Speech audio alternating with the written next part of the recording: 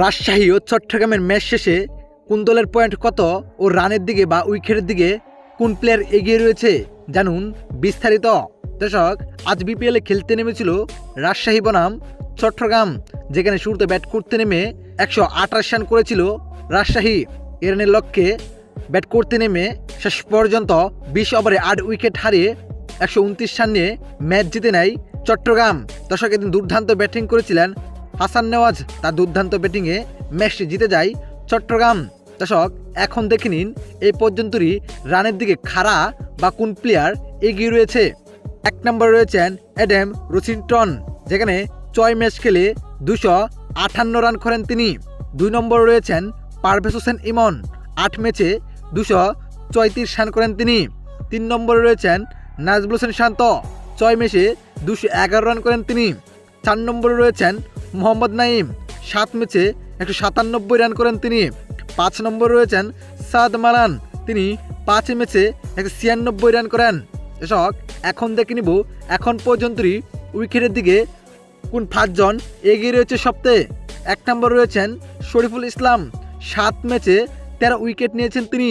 2 নম্বরে রয়েছেন ফাহিম আশরাফ, 3 ম্যাচে 11 উইকেট নিয়েছেন তিনি।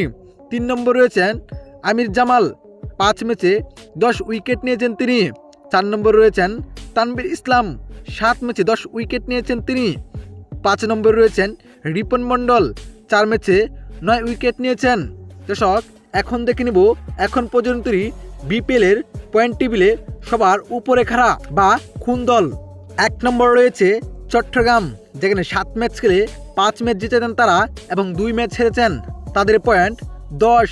2 নম্বরে রয়েছেন রংপুর রাইডার্স, 5 ম্যাচ খেলে 4টিতেই জয় তুলে নিয়েছেন তারা, মাত্র হেরেছেন 1টি, তাদের পয়েন্ট 8।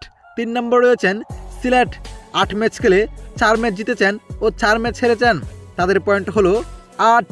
এবং 4 নম্বরে রয়েছেন রাজশাহী, 6 ম্যাচ খেলে 4 ম্যাচ জিতেছেন, 2টিতে হেরেছেন তারা, তাদের পয়েন্ট সমান 8।